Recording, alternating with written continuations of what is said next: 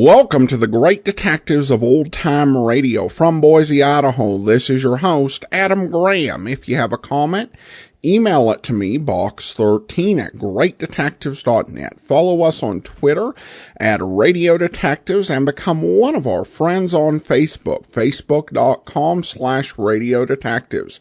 Our listener support campaign continues, and of course we have our one-time support options. You can donate by PayPal, support.greatdetectives.net. You can send a donation through the Zelle app to box13 at greatdetectives.net. Or you can also mail in a donation to Adam Graham, P.O. Box 15913, Boise, Idaho 83715. But today our focus is on our Patreon campaign, patreon.greatdetectives.net, where you can send a small monthly amount of as little as $2 per month to help support the Great Detectives of Old Time Radio. It's a really convenient way to support the program. You just go to patreon.greatdetectives.net, set your donation amount for, again, as little as $2 per month, and you'll automatically support the show. And you'll also get a monthly newsletter from me, giving you heads up on things that will happen on the program, as well as an ability to help influence some of the things that we do on the show. We have nearly 150 patrons, and we really would welcome more. The higher the level that we get, the more that we are able to do with the program. When our Patreon support hit $800 per month, we went ahead and we set up a secondary account for all of our video theater episodes so that our server could be dedicated totally to bringing the Great Detectives of Old Time Radio, which helps to prevent outages. Now, our next goal is, once we hit the $1,300 level, we're going to look at some upgraded equipment. And if we get to the $2,000 per month level in Patreon support, we'll no longer do these biannual listener support campaigns. So if you're interested in supporting the Patreon effort, go to patreon.greatdetectives.net. All right, it's time for today's episode of Boston Blackie. The original air date is September the 3rd of 1947, and this one is the $50 Shoeshine murder.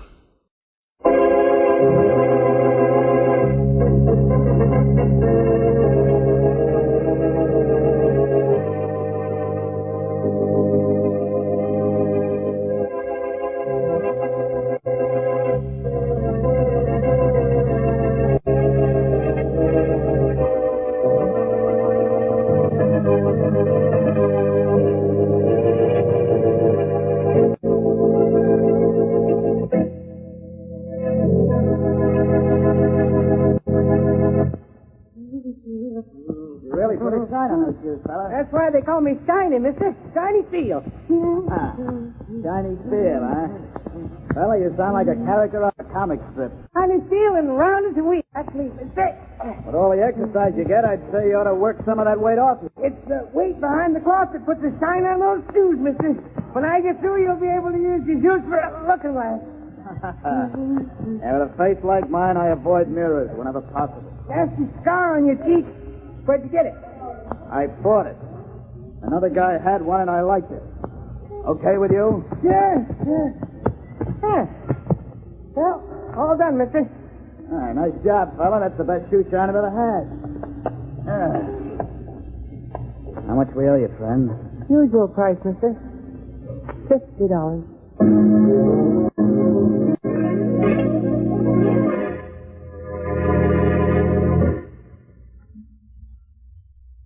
And now meet Dick Calmer as Boston Blackie. Enemy to those who make him an enemy. Friend to those who have no friends.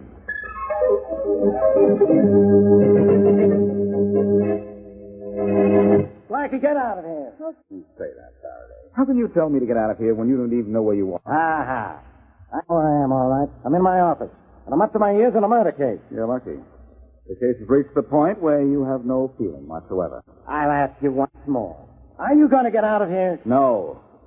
Well, looks like we're at a standstill, Faraday, which is just where you'll be with your murder case without my help. I'll take my chances. In that case, I like the murderer's chances of beating the rat. Yeah? The little Joe murder you're working on, huh? So? So he was an underworld character, and like all the rest, a rat. He knew he was on the spot, so he came to see me just before he was killed, and we talked. If a guy comes to see you, what else would he do? Sit there like a dummy? It's possible. You do that rather well. But look, pal, I didn't come here to match wits with you. If I had, I would have left mine home so we could start even. I came to tell you the little Joe gave me a tip on a counterfeiting mob. Who cares about counterfeiting? I'm interested in the killers of Little Joe. You know who they are? No, but they're tied up with this phony money ring, I'll tell you that. Now, I'll tell you something else. I'm going to help you bust that ring. You think? Which is more than I can say for you. Huh? I said I'm going to help you, and I am. If you'll just get it through that 10-ply skull of yours that I know what I'm talking about, then we'll get somewhere. I want you to get somewhere right now. Out of here. Now, how many times do I have to tell you that? How many times do I have to tell you that I can crack this case wide open if you'll only listen to me? Okay, I'll listen. It's anything to get rid of you. Well, I'm listening. That's the best thing you do. Little Joe was killed because he found out where and how the counterfeiters were passing their money. Where are they doing it? A shoeshine stand run by a guy named Shiny Steele. I watched it being done this morning. I saw a Shiny slip a bill to some guy, and I know the password that's being used. You know how the money's passed? Yes. If you'll come down there, stand at the corner and watch, I'll show you. So, let's go to the shoeshine place so I can polish off this case.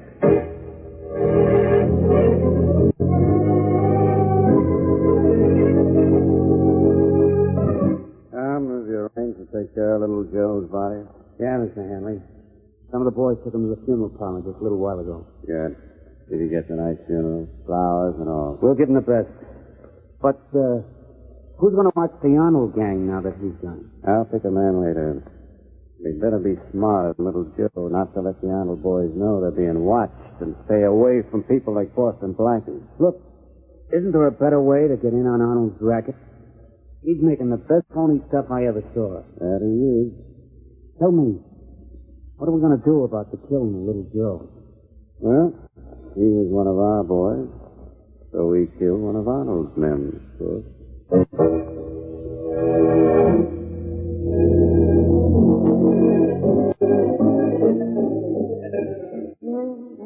Nice job you're doing, Shiny. Always a nice job, mister, when you come to Shiny Steel. There you are. All done. Well, how much do we owe you, friend? Huh? Oh, the usual price. $50. $50? Okay, there you are. Thank you, mister. Thank you. You're welcome. All right, what's next? Let's play up for your time sometime. Blackie, how did it go? Saturday was great. I gave him $50 and he slipped me a bill right in the side of my shoe here. Where? Right here. Look. Here it is. And look at the amount of the bill. $100. $100 for a 50, huh? And that century note looks like a real McCoy. That's what these boys claim, Faraday. They say that phony money is so good it can't be detected, except by an expert. But come on. Let's go into the bank down the street and I'll prove it's phony. It better be. What do you mean, better be? It has to be. What were the secret words you used to get him to slip the bill into your shoe? Little Joe gave me the words. When the shine was finished, I was to say, how much do we owe you, friend? I did, and I got the money. Clear $100 bill. Okay, so you got it. Now let us get to the bank. It's right down the block. That bill isn't the only queer thing around here.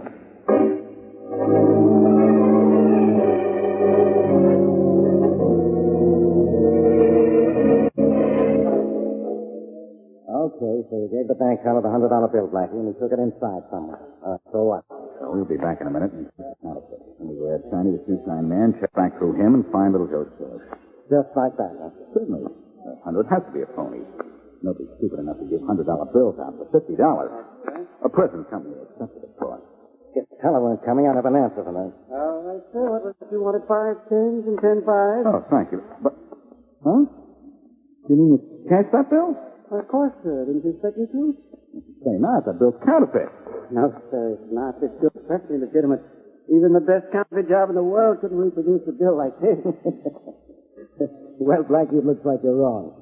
Again. I can't be wrong. This must be counterfeit. Oh, I'm sorry, sir, but it's not. I know. I've said that before.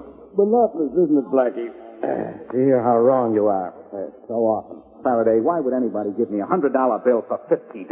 Maybe the government is having a sale. How do I know? All I know is that it isn't possible. And don't forget that little Joe was killed for being mixed up in this counterfeit ring. Uh-oh, that sounded like a shot. Good money looks like counterfeit to you. Now a backfire sounds like a shot. All right, go on home. Hey, there's some excitement down there at the corner, Faraday. Come on. Hey, something did happen. That Shoeshine stand, too. And you thought that noise was a backfire, didn't you? Somebody's been shot, and I know who. Stop thinking. I wouldn't be wasting my time following you around. Let us through.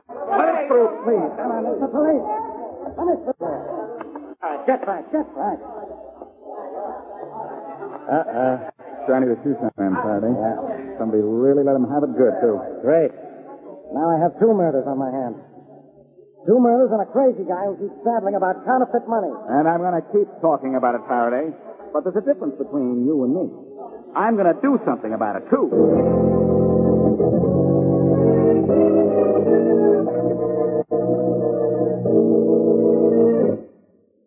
The outfit still shiny, Mr. Arnold. I'm not going to stand for it. Temperament. But Shiny was a pal of mine. I don't like the guys who kill my pal. I said temperament. I'll have to. Arnold, what's the idea of cooking? It's just a suggestion that you should hold your temper, Matt. You know I don't like violence. And I don't like Be killing. reasonable, Matt. Shiny was killed by the Hanley outfit because we killed Little Joe. It was to be expected. Regrettable, but quite apparent that it had to be done. It didn't have to be Shiny. He was a good guy. I know it had to be one of our organizations. And we should be grateful it was not either of us or any of the others more important to our operation. Well, I don't care what you say. I'm going out. Okay. There aren't going to be any more killings. I'm quite sure Hanley is satisfied that the score is even. In fact, I think our opponent will corroborate it. That's right now. You're calling Hanley? I see no reason why I'm saying. Look, Mr. Arnold, that bum's trying to cut in on our queer money racket. I know. Perhaps I should make it easy for him and get into a minimum of violence. Oh, Mr. Arnold, you can't do that. Hanley's mob is a bunch of... Enter. Hello? Hanley, Yes? this is Arnold. Yeah? Your boys took care of Shiny this afternoon. And your boys took care of Joe yesterday. So we're even, aren't we? Well, 1 for 1, 17 up to me. Satisfied to leave it even? I don't know. Well, perhaps I can persuade you. Not afraid. You want to cut in on my business, don't you? Am I? Well, suppose we form a partnership. Suppose we do. Then what? Then we can make a killing far more profitable than murder.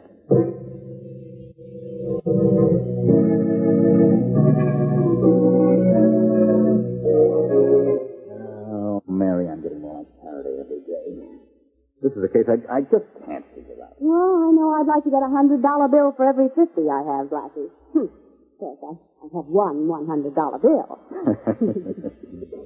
Now, all kidding aside, Mary, this isn't anything to laugh at. Why should the Arnold mob give $100 bills to 50? Now, I ask you why. Don't ask me. I just listen here. I wonder if I think up here.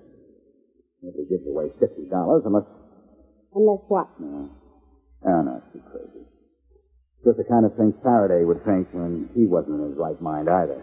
Maybe you're in your right mind, but on the wrong track. Could be. I wish I'd stayed on the track of that guy I saw get a bill from Shiny this morning. Well, what you wanted to lead to the gang Shiny was working for, Blackie. I know, but with Shiny dead, I have no... There's no telling how long it'll take me to find out who else is pumping those counterfeit bills for me. I thought you found out those bills weren't counterfeit. Oh, did you have to mention that? Yeah. The one piece that's missing from the puzzle. Mary, I lost that guy this morning because... What guy? The man I saw get the $100 bill from Shiny. Oh. I trailed him to the Wells Hotel. Sonny beat into the elevator, and the elevator door closed just before I could get in. Well, you know his hotel. Now all you have to do is go from room to room. Mary, there are 800 rooms in the Wells Hotel. Oh. No. I had one lucky break. He was alone in the elevator, and I saw the indicator stop at 9. I mean, it's probably on the 9th floor. Well, I know what happens now. You're going to see it. Mm-hmm. He may be believed it will get me places eventually in this case. But I may have a tough time finding him.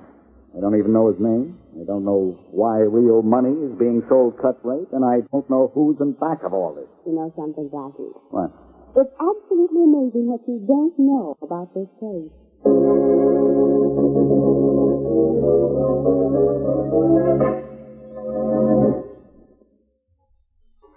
And now back to Boston Blackie.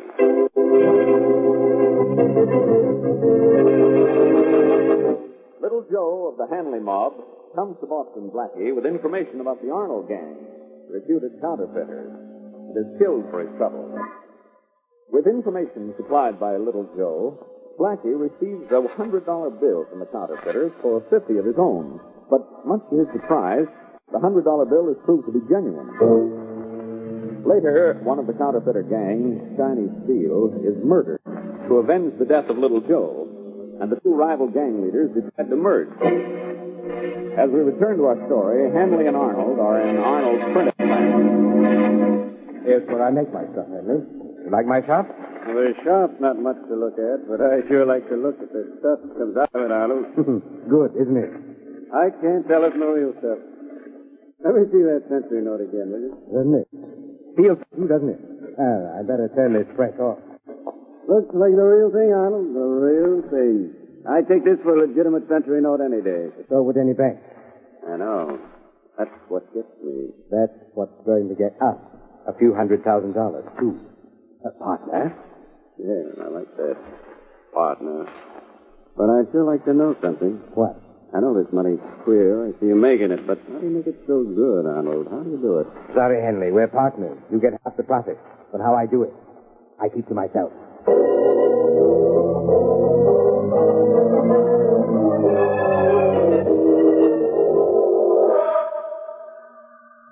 Ninth floor. The man said 9th floor, Faraday. 9th floor, sure. But so what, Blackie? Must be 50 or 60 rooms on this floor. Well, in 50 or 55, we ought to find the guy I'm looking for. Blackie, I think this is just another of your schemes to waste my time. When you try to think, that's a waste of time, Faraday. So you say. Struck up the dope that there's talk around that the Hanley and the Arnold mobs are working together on this money matter. You did, and congratulations. All right, and the problem happened is this. Little Joe was spying on the Arnold boys for his boss, so Arnold had him killed. In return, Hanley killed Shiny Steel, an Arnold man. And then Hanley and Arnold decided to work together. That's the report I got anyhow. Sounds reasonable enough. And I've got an idea how I'm going to use that information when and as if I find the guy I followed to this hotel. You haven't told me yet how we find him. What do we do? Yell fire? That's surprisingly close, Faraday. What? But I have a better idea than that. An idea I took the precaution of phoning the fire department about before we got here. I've always wanted to break the glass in one of these little fireboxes. Now, it's my chance. No, Blackie, don't. Come on, sorry, Faraday. I guess I didn't hear you tell me not to do it. Now, pull down the lever, it says. Hey, what? Oh, what do you know, Faraday? I'm the bell. I hope the fire department rings your neck. Look, Faraday, we're having company out here in the hall. Quite a lot of people. And I ought to haul you off to jail for...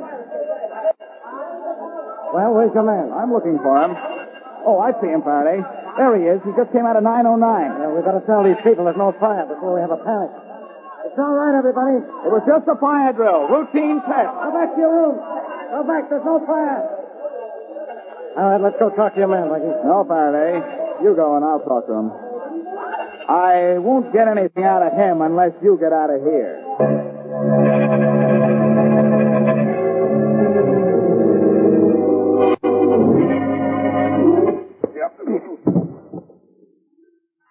Now, look, tough guy.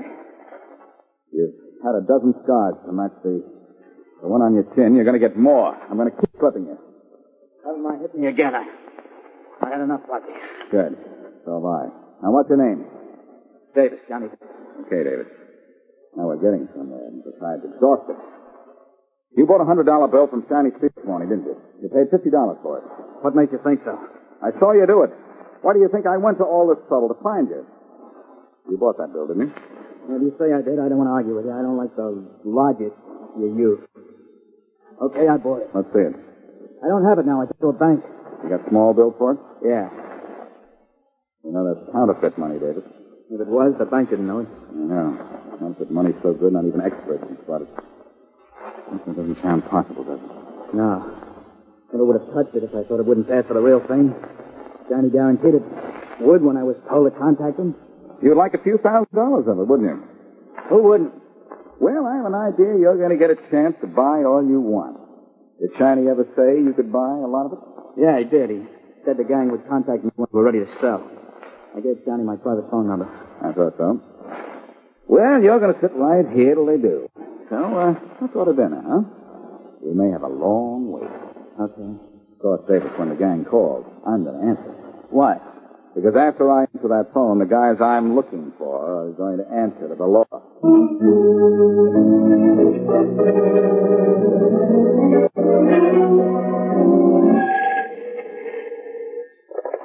Homicide, Faraday. Faraday, this is Mary Wesley. Where's Blackie? Not in my office, Miss Wesley, I'm glad to say. Well, then where is he? It's been 2 hours since he promised to call me. It's been 3 hours since I left him. Oh. Inspector, I know. You're worried. But I'm worried, too. I have 2 murders unsolved. And there's a gang of counterfeiters in town so good that even experts say the money is real. Oh, but Inspector Faraday, that can't be. That can't be, Miss Wesley, but it is. And I can't be stopped either, but I am.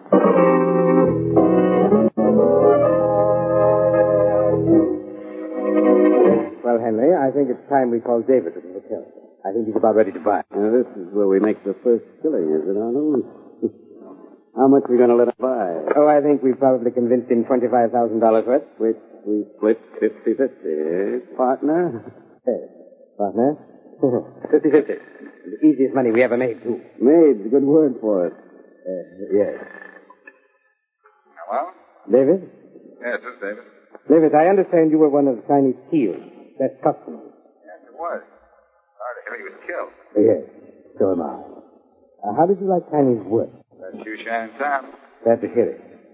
But how about his other work? The best buy in town. Glad to hear that, too. You didn't have any trouble, did you? No, I didn't. The price was right. Good. How would you like a lot of Chinese work? Say, $25,000 worth. I'd like that very much.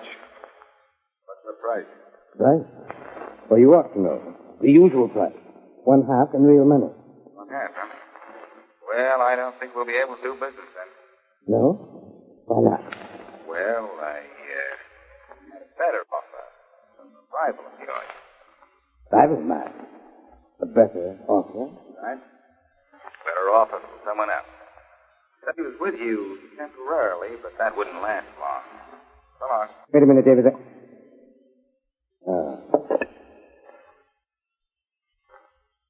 Henry. What's the matter? You know what's the matter. You contacted David, didn't you? No. Look, I took you in as a partner, not as a double partner. I told you about David. You made him a proposition. I did. Oh, yes, you did. You made him a better offer. You're crazy, Arnold. I never even heard of him until just now. I will put that gun away. Sure. After I put a slug in you. Sure. Oh.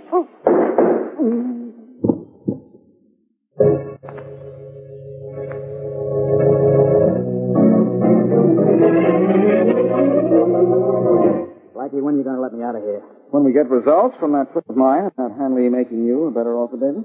How is that guy going to help? You'll find out, I hope. I'll get that. Hello? David? Yes, this is David. About that offer you got from someone else. That better offer. Yeah? Well, you can forget about it, David, because the guy who made it is dead. How do you know? I just killed him. Oh. Now I suggest you get down here and do business with me. I guess I have no choice now, do I? Only one, David. And you know what it is. Yes, I know. Well, where do I go? 2020 Lawrence Road. Okay, I'll be down right away. Now, David, looks as if my plan worked just the way I thought it would. And can I get out of here? Yes, you're going to get out of here, David. With me right behind you. And you're going down to that address and buy that counterfeit money. What if I don't want it? I think you'll want to, David. I've got a lot more of my special logic in case you start getting stubborn again.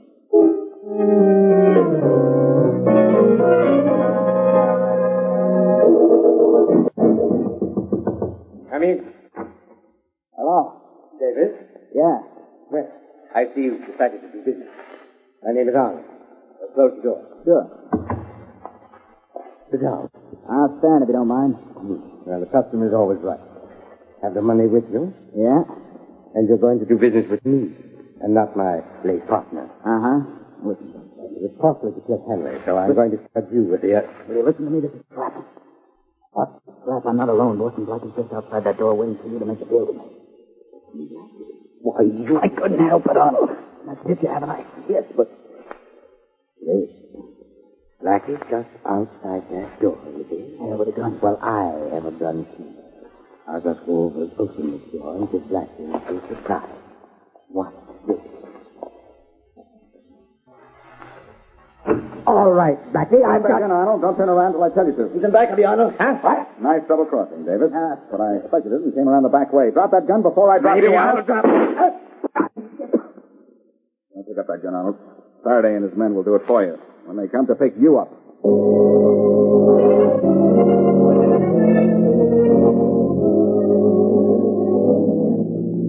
Blackie, I'm glad you're back. Oh, so am I, Mary. Only if I hadn't anticipated a double cross from a certain Mr. Davis, I wouldn't be back. I'd be flat on my back. Don't you think I'm entitled to an explanation of what happened, how those fellows were able to make such wonderful counterfeit bills? Oh, Mary, the counterfeit bills they're making were terrible. But they passed at the bank. No, Mary. Here's what happened. In order to set up Davis and a couple of other suckers for a big bill, a fellow named Arnold passed out a number of good $100 bills using shiny steel, the boot black, as a go-between. He passed out good money. Yeah, half price. Then when Davis and the others found that even a bank would cash the bills, they'd be prepared to buy the counterfeit money in big amounts. Oh, pretty cute. No question about that. As soon as I realized that's what the plan had to be, and after Faraday tipped me off that the Arnold and Hanley interests were merged, I got the idea of playing one against the other, and I did. With the result that Arnold killed Hanley. You know, you're very clever sometimes, Blackie. Sometimes. Oh, most of the time, then. That's better. Put your arm around me, will you? Now, that's something that's really better.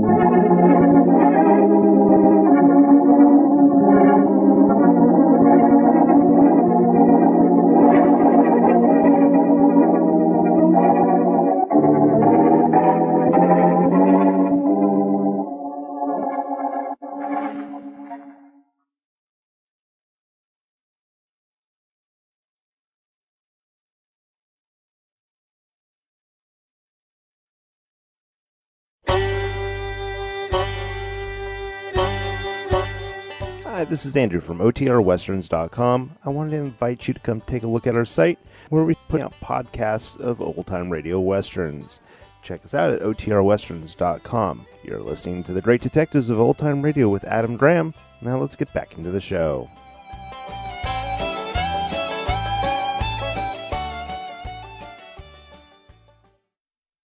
Welcome back. I have to admit that I've heard some unusual theories about being overweight, but the idea put forward that it helped with being a shoeshine guy, that was really odd. It kind of makes me wonder if I should have considered that career when I was younger. Though I lived in a small town and never saw a Shoeshine stand, and even here in Boise, I think I rarely see anybody offering Shoeshine, so I don't think that there is currently a boom market for that. One of the silliest things Faraday's ever said was, who cares about counterfeiting? I mean, he is focused on getting his man, but yeah, if you're ever dealing with counterfeiting, you're dealing with a federal rap. I was a little bit confused as to why Blackie worked it out so that the business or crime partner got murdered the way that was set up. Of course, the guy was murdered while providing reasonable information and answers to the charges the boss was hearing. But that type of logic and reason tends to be lost on Boston Blackie villains. All right, well, listener comments and feedback now. Joseph writes, Hi, Adam. Thank you for this terrific podcast. I've been listening for a while now, and it has become my nightly ritual. Although my favorite is Rocky Jordan, where would I be without the laughs from Boston Blackie, as well as the jibes at poor Faraday? I had to laugh out loud when I heard this, though. And this is the episode where the guy said he had poetry in his soul. Carter, I feel a hunk of poetry coming on. Here I lie on a rooftop high, wait until I see a guy. Come out of City Hall across the street, and in I plug 'em, nice and sweet. And his partner responds, it smells. What'd you want, with music? Yeah, loud enough to drown you out. And then later he highlights it, Carter, oh no, Carter, I feel a hunk of poetry coming on. I like to lie in the blazing sun, until once on one side I am done. And then I flip on my other side and tan the rest of my little hide. And the partner says, your stuff gets worse every year. Would you want it with a choir? Yeah, a choir of angels hoisting you into heaven. I'd been happy if these guys popped up in future episodes, but alas, that would have meant they got away. Thanks for the laughs. Well, thanks so much, Joseph. And I agree. I do think that Boston Blackie, the one thing that they do have with going with all of these quirks is none of them really get old. Some of them may be slightly annoying, the worst ones, but it's only for one episode. But these sort of characters, if written as, criminals who did something lesser, I think that bringing them back could work. But on the other hand, I think that maybe the writers just decided, sitting around writing bad poetry is probably just not going to be good for my writing. And maybe they cut it out for that reason. But thanks so much. I'm glad you enjoyed it. And I'm happy that you like both Boston Blackie and Rocky Jordan. And finally, we have an email regarding Rocky Jordan from Christy. And Christy writes, Hey, Adam, two things. First, I suspected the director when he was suggesting that they leave the mostly deaf guard to watch, and his words were oh so specific. I thought he killed the guy when he went for the aspirin, so I was off a bit. Too many clues make me suspicious. Second, it recently came up on conversation with the term, it's too pat. Neither of my friends have heard the term, and I had to explain it. I'm now guessing that is a vintage phrase I've picked up over the years. Well, I don't think it's that vintage. I mean, I've heard that in stuff from the 80s and 90s, I believe, even though its origin is definitely more vintage. And it's funny how you pick up verbal habits from listening to stuff. I've listened to a lot of British radio, and I've picked up the phrase, it's rubbish, which isn't really something we say on this side of the pond, but it's something that I think most people understand. And another one I've picked up is using the proper to refer to something that's genuine or or just how things should be. I discovered, for example, that my wife grew up with just like the Muppet Treasure Island, and that was her familiarity with the story. And I said we needed to watch the Robert Newton Treasure Island, because that right there, that is proper Treasure Island. And these aren't affectations. They're just things that I've adopted because it's like, yeah, I like that phrase. And I use that. So I think that's actually a lot more common than you would think, particularly with the millennials and generation coming up, to take a little something that is vintage in some way and make it your own. So a lot of folks doing that. So thanks so much for the comment, Christy. Definitely appreciate it. And that will do it for today. Join us back here tomorrow for yours truly, Johnny Dollar. And then next week, next Tuesday, Security Agent in USA. And then we'll be back again next Thursday with another episode of Boston Blackie. In the meantime, send your comments to box13@greatdetectives.net. Follow us on Twitter at Radio Detectives and become one of our friends on Facebook. Facebook.com/Radio Detectives. From Boise, Idaho, this is your host, Adam Graham, signing off.